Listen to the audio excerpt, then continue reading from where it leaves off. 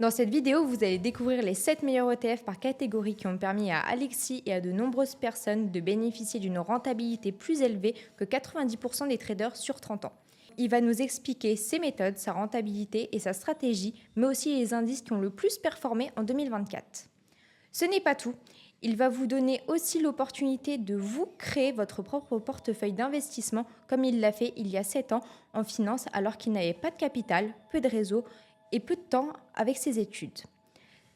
Ce format est exclusif sur YouTube. Toutes les informations durant cette vidéo seront illustrées par des schémas avec une structure de vidéo sans beaucoup de montage pour garder l'authenticité des connaissances d'Alexis. Maintenant qu'on a débuté, dis-nous en plus. Merci Nel pour cette introduction. L'objectif de cette vidéo, vous l'aurez compris, ça va être de parler d'ETF, mais avant ça, j'aimerais quand même faire un avertissement sur l'investissement. La présentation a pour objectif exclusif de fournir des informations pédagogiques sur les ETF. Les informations partagées ne constituent en aucun cas un conseil que je vous donne en investissement, une recommandation ou une incitation à acheter ou vendre des produits financiers. Maintenant qu'on peut débuter, on va pouvoir échanger autour de ces fameux ETF. Alors peut-être qu'à aujourd'hui, vous cherchez, vous creusez la tête, vous travaillez énormément pour essayer de trouver l'ETF ultime et trouver enfin ce bonheur de pouvoir devenir enfin rentable sur les marchés. Il faut savoir que les ETF, c'est avant tout un portefeuille diversifié. À savoir, l'importance dans un ETF, c'est de pouvoir détecter quels sont les frais, quelles sont les performances, quel est le poids de cet ETF au sein du groupement de ses actions, donc c'est-à-dire combien il est valorisé en capitalisation, et enfin, quel est le type de gestion qui est accordé à ces ETF. Ce sont les premiers points à voir. Ensuite, votre question, ça va être sans doute « Où va mon argent ?» Eh bien, c'est simple. Votre argent va dans 4 items essentiels auprès de l'émetteur. Premièrement, il va forcément acheter des actifs sous-jacents à ce que vous avez acheté. C'est-à-dire, si vous prenez un ETF du S&P 500, lui-même va aller acheter, en fonction de son type de gestion, les 500 entreprises. Dans certains des cas, dans certains, il va utiliser ce qu'on appelle des swaps, j'y reviendrai par la suite, mais il va acheter 500 entreprises et donc forcément, votre argent va être utile à acheter ces entreprises. Deuxième chose, il va servir également de frais de gestion, c'est-à-dire il va prendre une toute petite partie de votre capital déposé pour pouvoir lui-même être rémunéré et vous donner un accès à cet ETF. Troisième chose, ça va être une réserve de liquidité pour l'émetteur. L'argent que vous mettez près de chez lui, l'objectif, c'est qu'il en garde une petite partie de son côté pour tout simplement avoir une réserve pour qu'il puisse intégrer de nouvelles actions si besoin est. Et enfin, ça va être les opérations de rééquilibrage. Forcément, cet émetteur, il va avoir besoin d'avoir des rééquilibrages par moment. Si par exemple, le S&P 500, il y a la 501e action qui est plus intéressante, dans ce cas-là, il va remplacer la 500e par la 501e. Jusque-là, je vous apprends rien. Maintenant, il va falloir comprendre comment diversifier un portefeuille d'ETF. Chaque secteur, chaque domaine, chaque pays ou bien chaque classe d'actifs a son avantage. Premièrement, on va parler du côté technologie. Le côté technologie va permettre de surfer sur une performance qui va être plus intéressante que certains autres domaines et tout ça en investissant dans l'innovation. Par contre, il va avoir de certains inconvénients, c'est-à-dire qu'il va dépendre du cycle économique. Si on est en cycle de croissance, les actions tech montent, globalement l'idée qu'il faut se faire. Et si le cycle de croissance est plutôt en stagnation, dans ce cas-là, cet ETF va plutôt lui-même stagner aussi au lieu de prendre de la croissance. Par conséquent, on va avoir de ce sujet-là beaucoup de volatilité sur les marchés. Deuxième chose, les ETF par pays. Alors les ETF par pays, on va avoir une croissance relativement stable et on va pouvoir investir dans de multiples secteurs, comme la technologie, comme la santé, comme la consommation. Par contre, on va être centré uniquement sur les actifs d'un seul pays. Donc, la croissance de ce pays va donner la croissance de votre ETF. Vous l'aurez compris, si ce pays a une croissance relativement stabilisée, on va avoir un ETF stable. Et si effectivement on est en période de récession, admettons, on va avoir un ETF qui va non plus être en croissance, mais qui va perdre de sa valeur. Ensuite, les ETF crypto qui font tant parler d'eux. Donc ceux-là, pareil, autant que le secteur technologique, on va avoir beaucoup de performances sur ces actifs. Par contre, on va avoir un deuxième avantage, c'est qu'on va pouvoir investir dans des secteurs comme, je l'ai énoncé, la crypto, qui vont avoir des avantages concurrentiels de par l'innovation. Et enfin, par contre, tout comme la partie technologie, on va généralement avoir beaucoup de volatilité sur ces marchés-là. Et également, on va avoir des frais relativement élevés comparés à tous les autres secteurs. Pour le marché obligataire, on va avoir une croissance relativement stabilisée qui va pas forcément être très élevée. Par contre, on va avoir un autre avantage, donc c'est stabiliser son portefeuille et investir dans de multiples pays. Le désavantage, majoritairement, c'est que la croissance reste très faible. Ensuite, pour les matières premières, autant que pour les ETF pays, on va avoir une croissance relativement stable. Par contre, on va pouvoir investir dans de multiples paniers de matières premières.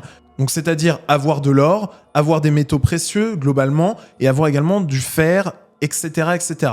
Donc forcément, en investissant dans les matières premières, vous investissez aussi dans de multiples secteurs comme la technologie qui utilise beaucoup de matériaux ferreux. Par contre, vous allez être soumis à des questions de développement durable. Donc forcément, les matières premières et l'extraction de ces matières premières n'est pas ce qu'il y a de plus avantageux pour le développement durable. Et surtout, vous allez dépendre des conflits géopolitiques. Donc là, évidemment, si on a une politique qui change dans les pays d'extraction minier, dans ce cas-là, on va avoir une diminution de cet ETF. Et enfin, les ETF mondiaux, donc là, comme le MSCI World, on va avoir une croissance stable, on va investir dans de multiples pays, mais aussi de multiples secteurs. Par contre, on va dépendre du cycle économique mondial. Donc si le cycle économique mondial diminue, bah forcément, on a un ETF qui va être stabilisé, voire qui va baisser en valeur. Maintenant, on va parler de ce premier ETF. Le premier ETF, on va parler du 21 Shares Bitcoin Core ETP.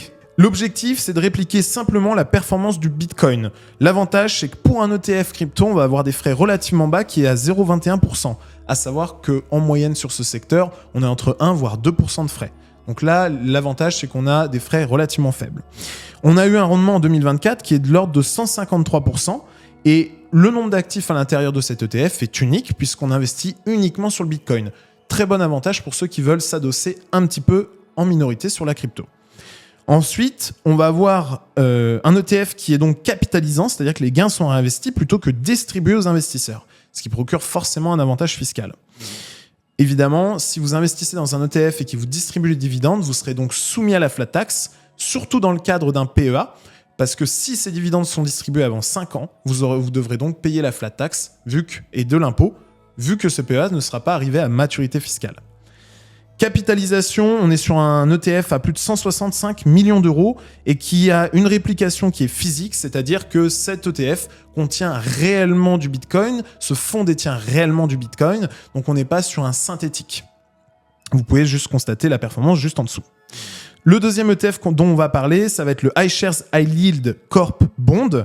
Donc cet ETF a un objectif d'une exposition aux obligations d'entreprise à haut rendement, principalement noté en BB voire en B, donc des entreprises qui ne sont pas dans le top de garantie au niveau de la distribution des dividendes, mais on reste quand même sur une note relativement élevée puisqu'on va avoir plusieurs graduations qui vont de A jusqu'à F. En termes de frais, on arrive à 0,55% par an, donc ce qui reste relativement peu élevé, par rapport à la rendement à l'échéance qui est de 9,15%. On retrouve 620 obligations d'entreprise qui sont majoritairement Renault, SoftBank, Iliad, Schaeffler, vous l'aurez compris, des mastodontes dans leur secteur. On est sur un ETF qui est distribuant, donc attention, les dividendes sont directement donnés aux investisseurs et ne sont pas capitalisés au sein de l'ETF. On a donc une capitalisation 2024 qui dépasse les 7,3 milliards d'euros et on est bien sur un ETF physique qui détient réellement ses actions, comme on peut le voir juste en dessous avec la performance. Troisième ETF, on va parler du classique, le BNP Paribas Easy S&P 500. L'objectif, c'est de répliquer la performance de l'indice S&P 500, simple, avec des frais relativement faibles qui sont de 0,15% par an. On a un rendement 2024 qui est à plus de 36%, ce qui est relativement satisfaisant, avec un nombre d'actifs qui est équivalent aux 500 actions américaines, dont majoritairement du Apple, du Microsoft, du Amazon. Également, là, vous l'aurez compris, le secteur tech étant en extrême croissance ces derniers temps et en vogue, forcément, c'est ce qu'on retrouve le plus.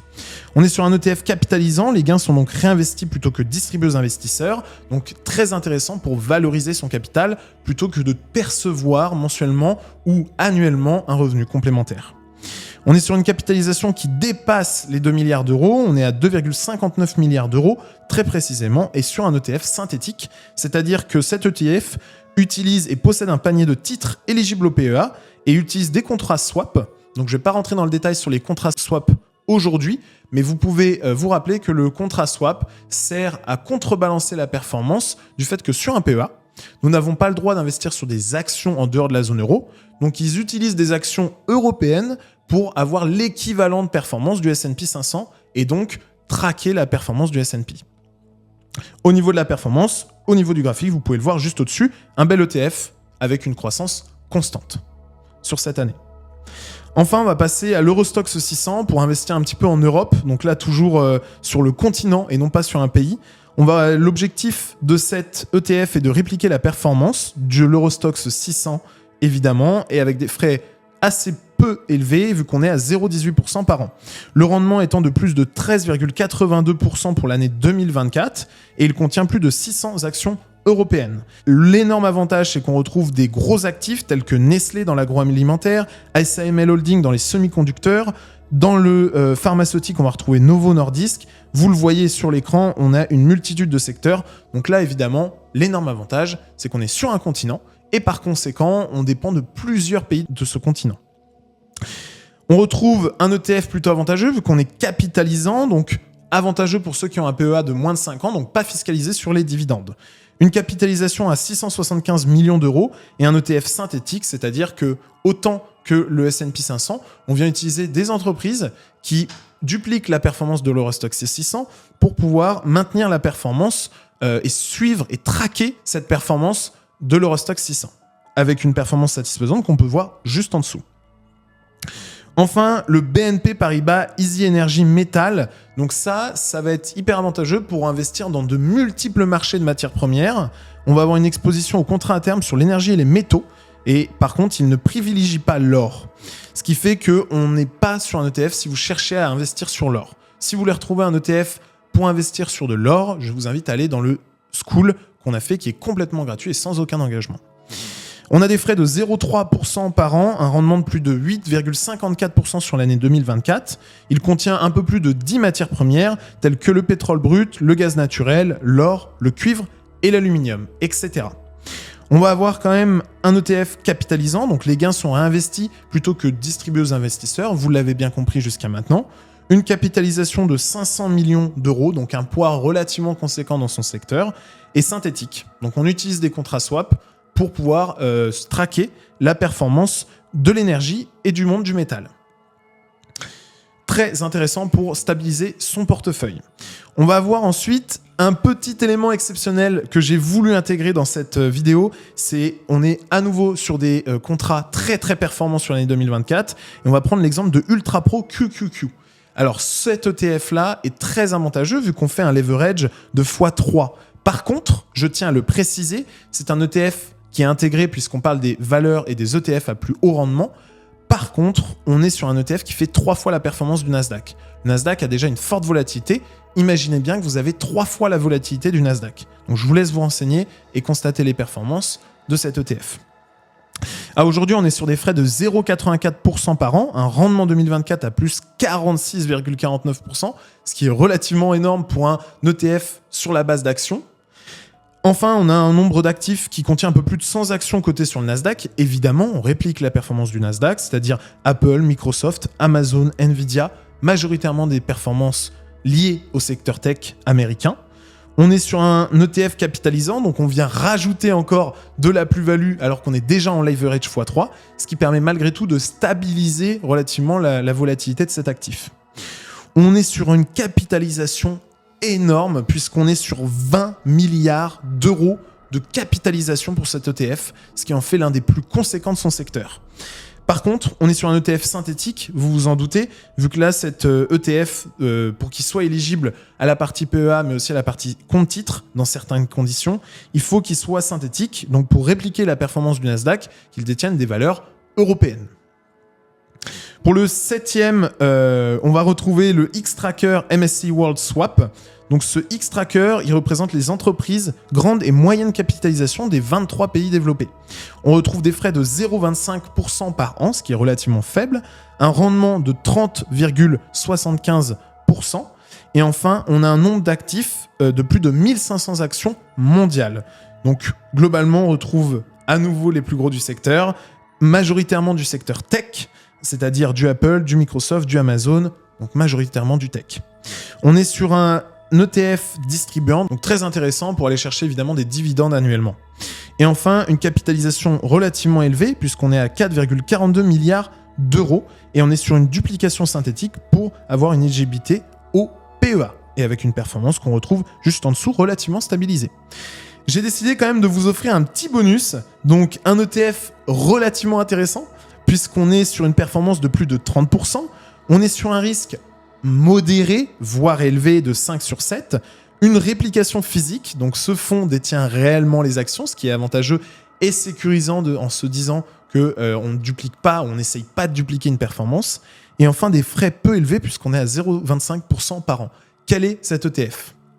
Cet ETF, j'étais obligé de l'intégrer, c'est le MSCI World Momentum.